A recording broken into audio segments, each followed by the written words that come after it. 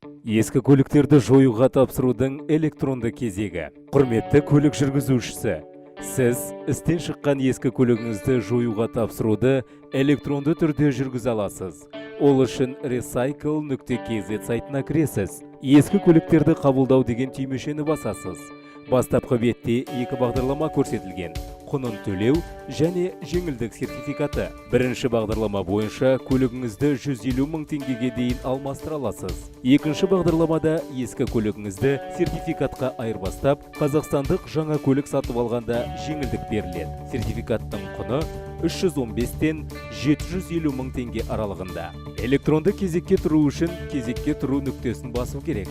Егер сіз бұған дейін сайтқа тіркелсеңіз, жеке кабинет арқылы кіруіңізге болады. Ал егер тіркелмеген жағдайда, міндетті түрде тіркеуден өту керек. Тіркелу үшін көкпен белгіленіп тұрған тіркеу сілтемесін басасыз.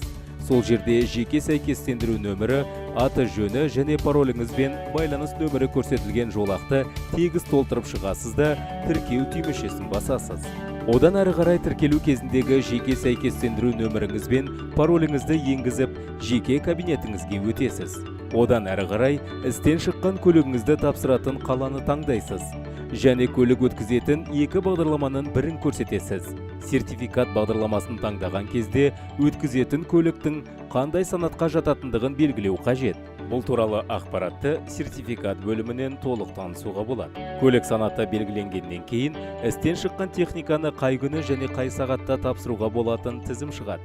Осы жерде өзіңізге ыңғайлы уақытты таңдап, электронды кезекке тұрасыз. Кезек алғандығыңыз жеке кабинетіңізде көрініп тұратын болады.